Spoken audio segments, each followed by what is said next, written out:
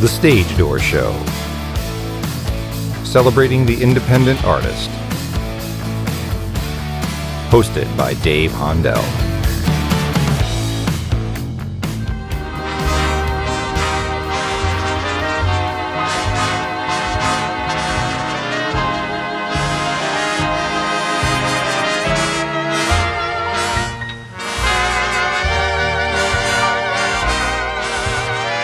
Hi everyone, welcome to the Stage Door Show. This is Dave Hondell. Tonight, my guest is a very talented musician that also happens to be the music director of arguably the most famous big band of all time, the Glenn Miller Orchestra, who's celebrating 80 years of touring, and they recently released a new project entitled the Glenn Miller Orchestra 80th Anniversary of the Army Air Force Band.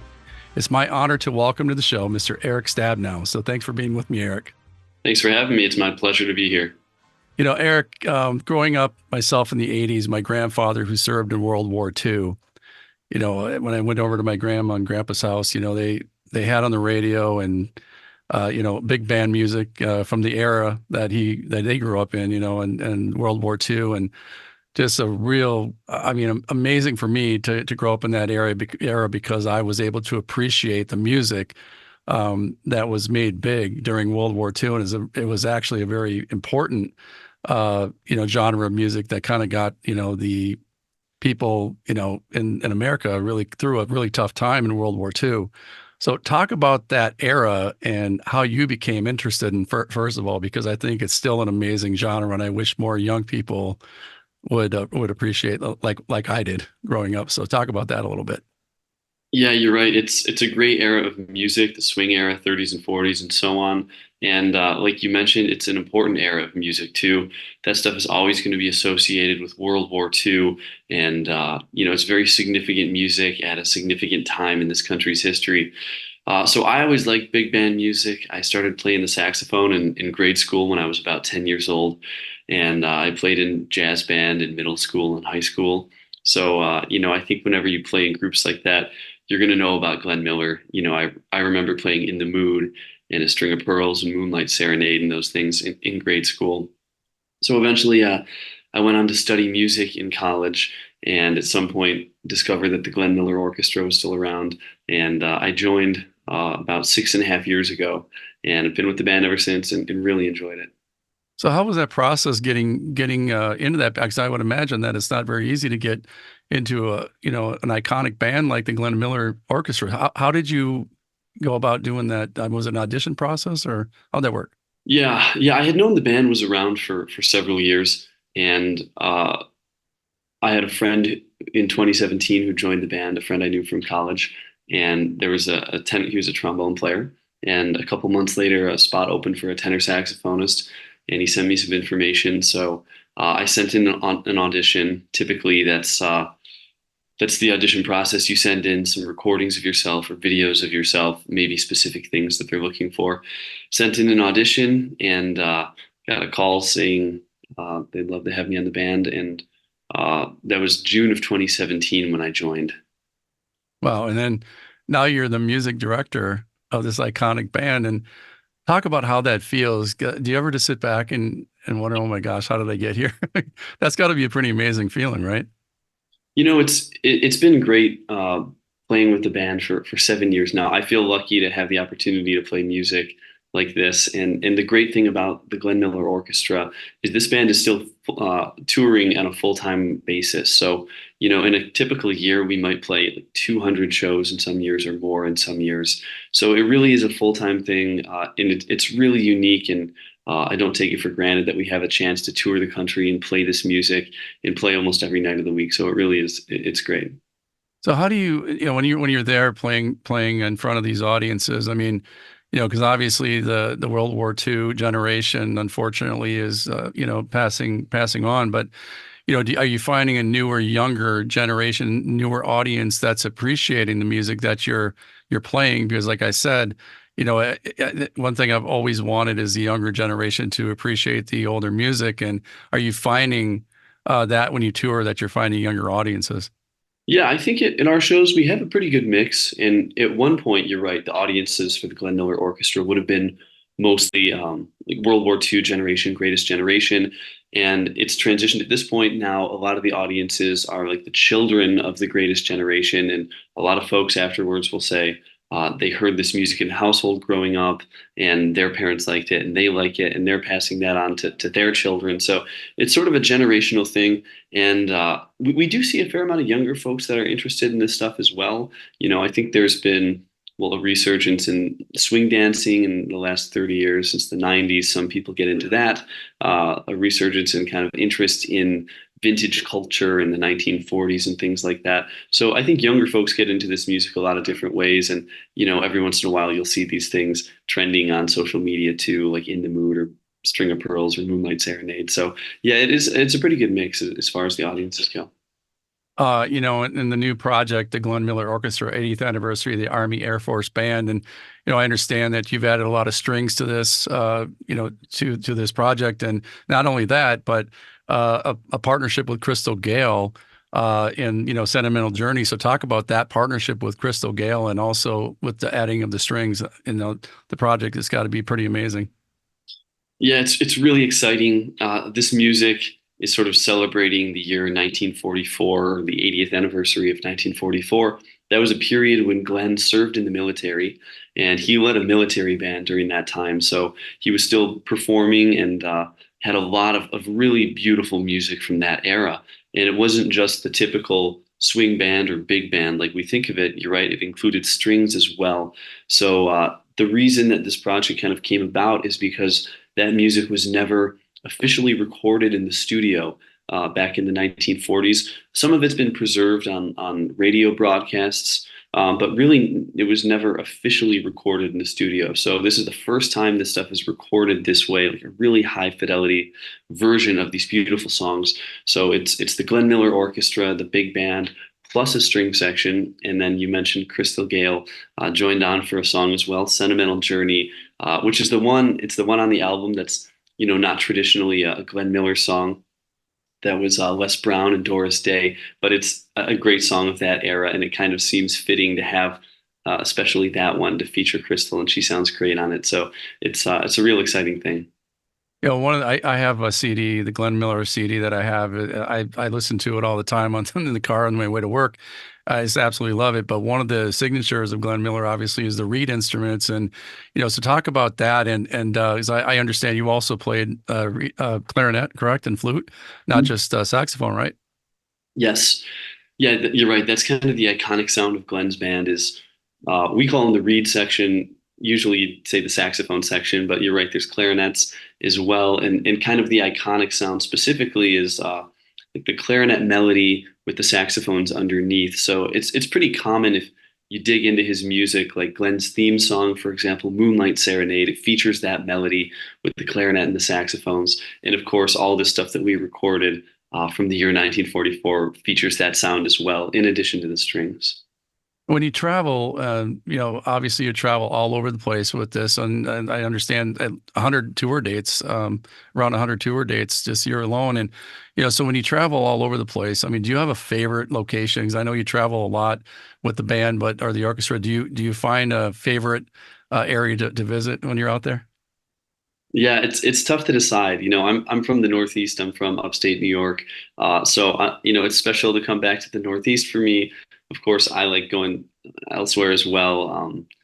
I think the nice thing about our schedule is that we kind of avoid the cold weather. Usually we start every year in Florida. We do the southern states for January, February, March, April, and then we make our way up to the northern states during the summer. And it's kind of a nice trip around the country within the course of a year. So I really appreciate just seeing all that. And we do the big cities and the small cities, the big venues, the small venues, everything in between. So if you spend a year on the band, like you really do, you get to see the whole thing, which is great. And also, Eric, after the shows, do you get a chance to kind of to meet the folks that went out to the show, and what kind of feedback do you get? I mean, I would imagine that a lot of the feedback you get would be somebody who maybe, like you said, are children of World War II era parents. Do you get that a lot, and does it bring back good memories for them of growing up? Absolutely. Yeah, it's really nice to meet folks after the show. Usually there's a couple band members in the lobby, and there's like a bit of a meet and greet, and we have some merchandise and things like that. So it's so nice to meet folks and kind of hear their personal connection to this music. And you touched on it again. Maybe people heard this music in the household growing up as children of the greatest generation, or everyone seems to have like their own kind of personal connection. Maybe they played an instrument growing up, and of course they know this stuff. And every once in a while, we do get like a World War II veteran. Every once in a while, somebody that had actually seen Glenn play with that original band, which is Wow. amazing. That all these Cool. years later, the group is still touring, and they were able to see it again. So yeah, it really is special to meet folks and hear about their connection with the music. Is there a venue out there that you played that just has an amazing acoustical sound that you just love going to every year? Yeah, a couple that we did within the last few months were great, and I'll kind of touch on just the variety that the band plays, from the big theaters to the small theaters. We played the Symphony Hall in Seattle, Washington recently. It's called Benaroya Hall, and the band plays there every couple of years. And it's a huge theater, and it's such a great crowd. It's like really just a beautiful place to be, and it sounds fantastic. So that's a highlight as far as the big theaters go. And but once in a while too, we play these small little jazz clubs where you pack the whole big band onto a little stage. We played one in Oakland called Yoshi's. We played one in Las Vegas called Myron's. And, it's one of these things where the audience is sitting as close to the band as we are sitting to each other. So that kind of intimacy is really fun for a show. And it's fun to play the big ones too. And just as a musical director, I mean, obviously you have to always prepare for things, right, to either happen good or bad. But do you ever have to pivot? Do you ever have situations that happen where maybe somebody breaks strings or somebody has something happen to their instruments and you have to pivot a little bit? I mean, does that ever happen on tour? Yeah, I think, this band has played enough shows over the course of enough years that I think probably anything you can imagine has happened at some point. And I think the great thing is that no matter what happens on the road, whether it's at a show or in between shows, we can always find a way to make it work out. So yeah, the band has become pretty flexible over time, just kind of figuring things out on the fly and making them work. But yeah, I think anything you can imagine. My saxophone has kind of fallen apart at a gig one time, and you just try to find a repairman as soon as you can to make it work. Absolutely. For our listeners out there, I just wanted to see if you have advice for somebody that might be aspiring to get into, like an orchestra, like the Glenn Miller Orchestra. And I mean, what would you say to that young person maybe that's just getting out of high school and looking for, a career in the music business and likes big band and swing? What kind of advice would you give somebody like that? Yeah, I think for anyone hoping to get started in this sort of music or this sort of career, opportunities present themselves over time wherever you are, as a player. Whatever you're looking to do, like there will be opportunities. And I probably wouldn't have thought that I'd play in this band when I was just starting as a sax player. But I will say, as far as the musicianship in the orchestra goes, everyone is a great player in their own right. Individual players and really accomplished musicians that know the style of music, and they fit well in the band and they work on their craft. So there has to be a certain level of musicianship, and then hopefully when those opportunities present themselves, you're ready for them.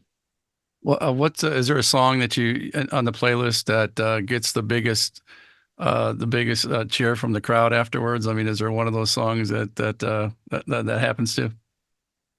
Yeah, I would say "Night In, Night Out" in the mood is the big hit. Everybody knows "In the Mood," and we don't even have to announce it. We can just start playing it and the crowd. They know. Here's- Yes.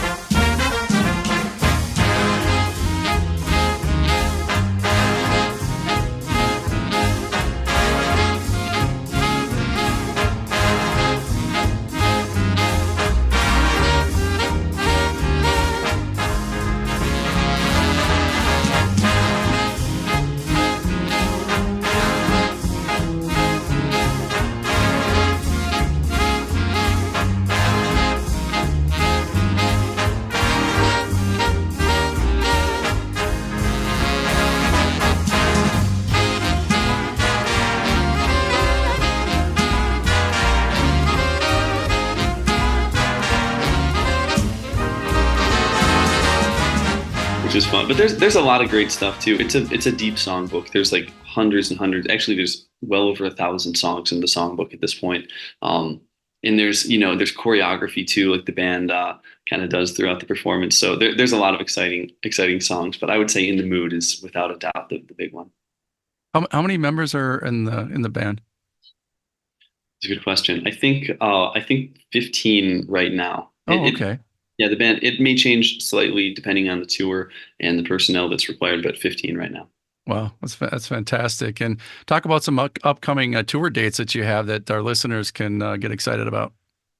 Yeah, absolutely. Yeah, we're out for about 6 weeks right now. We just started last week in where was it? By Oklahoma City, and so we're slowly going to make our way towards the East Coast. We're doing some Midwest dates this week and next. Slowly making our way to the East Coast. So if folks are anywhere around like the East Coast or New England, we'll be around that area. Probably the easiest way to keep up with the band is our website, glennmillerorchestra.com, and that's got our tour schedule on there, which is pretty fun to check out. Before we go, Eric, there's a question I like to ask all of my guests, and I'm going to ask you as well. When it's all said and done, what do you want your legacy to be? What do you want to leave behind when people think of Erik Stabnau? Yeah, well, as far I'll speak to my time in the band for now, but I hope that when people hear the Glenn Miller Orchestra perform, I always kind of hope for two things. That number one, we're doing justice to the legacy of Glenn's music and performing the stuff authentically and maybe the way he would have wanted it. And number two is that we're just going to provide a show that's fun for the audience and I hope that everyone that's able to come to a Glenn Miller Orchestra show, whether they know this music or whether they're hearing it for the first time, just really enjoys themselves. And I think it's an entertaining show. And I really hope that people, just have a chance to hear music from the 1940s and hear that great period of music. Yeah, that's great. And Eric, first of all, thank you for being on the show and telling us about the great Glenn Miller Orchestra, and that's touring again, still 80th year. The new project, again, 80th anniversary of the Army Air Force Band. So go to the website, and also, like I said, we'll put it on our social media. And best of luck to you and the band. I'm a huge fan of that music, and hopefully you come in the New Jersey area. I'll be happy to come and see you. And again, just best of luck to you and the band. So thank you for being with us. I appreciate that. Thanks for having me on. We're excited about this upcoming album that's debuting, and I appreciate it. Yeah, thank you.